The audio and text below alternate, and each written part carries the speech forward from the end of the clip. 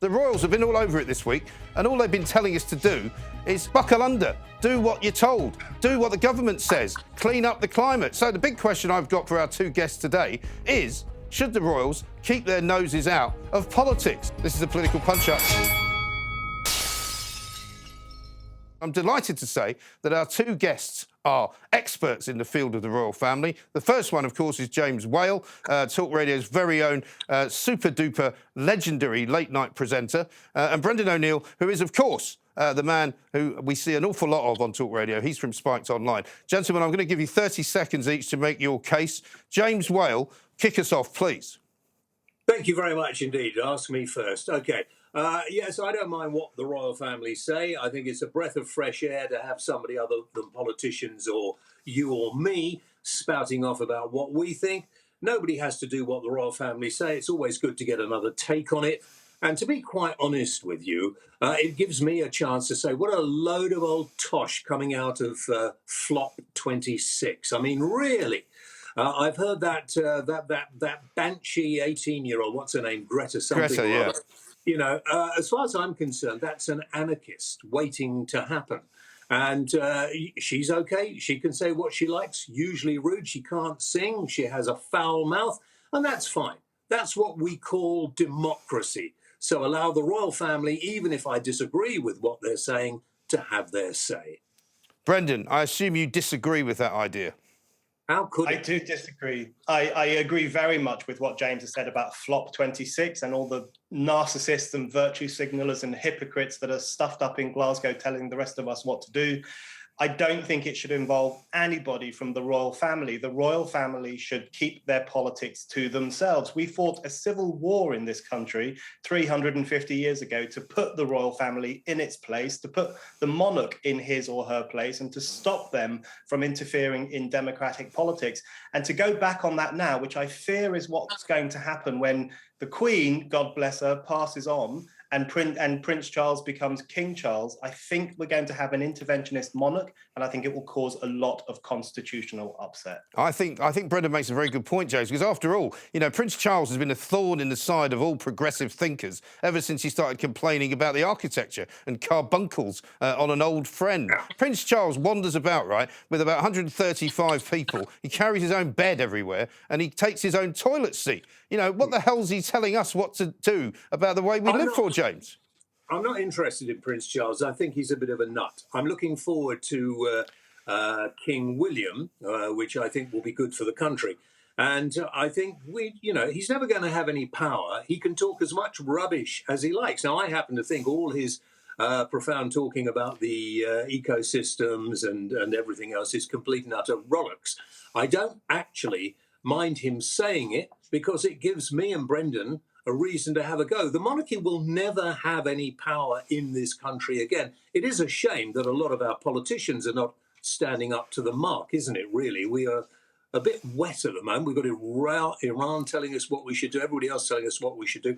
I like the monarchy because I do not want to be a republic, but they have no power. They will have no power, but they can get us talking. And if they say something I disagree with, it's even better. Well, Brendan, is he right? Do the royal family have no power? I'm not sure that's true. No, I don't think it is true either. I mean, the elected prime minister of this country has to ask the Queen for permission to set up a government. It's her government, essentially, at the end of the day. The prime minister has to meet the Queen regularly to give up her updates and to give her advice, to receive her advice, rather. Why doesn't the prime minister meet my mother, for example? She's a citizen of this country. She's got good things to say. She's got sensible ideas. So there's a complete imbalance there. The thing is, I am a Republican. I'm a Republican who feels very warm towards. I feel very warm towards the Queen.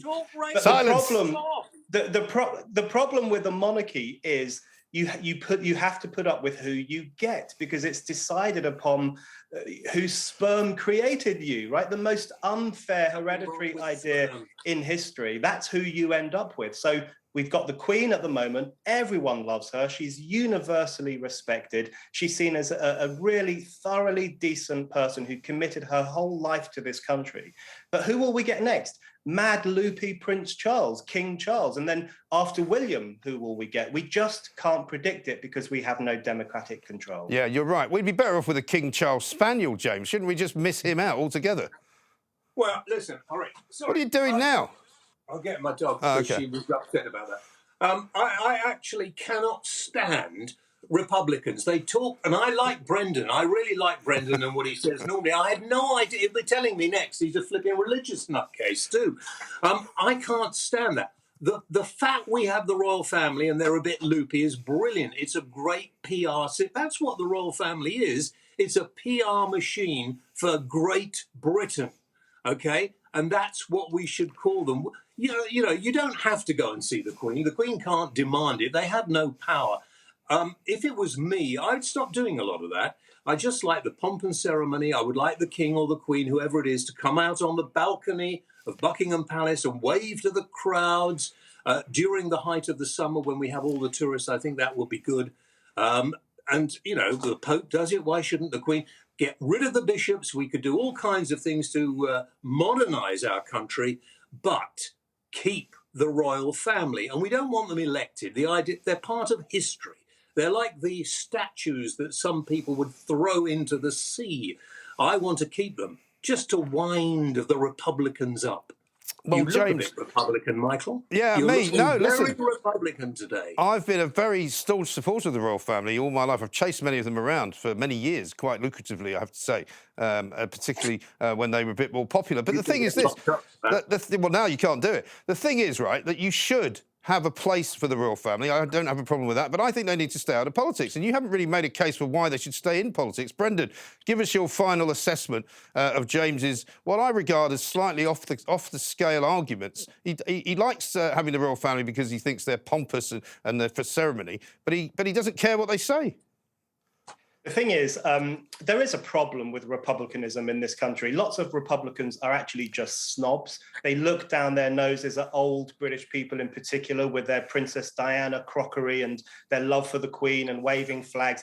And there's a lot of middle-class snobbery in the Republican movement. That is absolutely true. There's a list of English Republicans on Wikipedia, which includes me. And I look at the rest of the list and think, oh, God, I don't want to be included in that. Who else is on the list? All sorts of questionable people and some great people from history as well, like Thomas Paine, my hero, and a few. Morrissey, he's a good egg. Morrissey. But the thing is, the problem is that the royal family itself doesn't have power as such, but there is a thing called the royal prerogative. And the problem with the royal prerogative is that it allows the prime minister to behave like a monarch. So in the name of the Queen or in the name of the sovereign, the prime minister can declare war or close down parliament or pass a law without having to address cabinet, address parliament or address the people. So the continued existence of the monarchy does allow our elected ministers to behave in a monarchical fashion. So there is still an undemocratic element. Look, everyone loves the Queen. Lots of people love the royal family. But my feeling is that once the Queen goes, there is going to be a crisis. People will ask, is this establishment really worth it? And they will get really irritated the more political Charles becomes. And I'm looking forward to that day of irritation. Yeah, I think that's right. Well, listen, you're going to hear a bell sounding now because I'm going to ring the bell to make my final neutral decision on who made the best argument. We know what you're going to say, don't we, already? I mean, I've never been on such a biased programme in my life. Absolutely ridiculous. The trouble with you, James, is that you come on to make an argument and then you don't make it. You make a different argument. You made a completely different argument.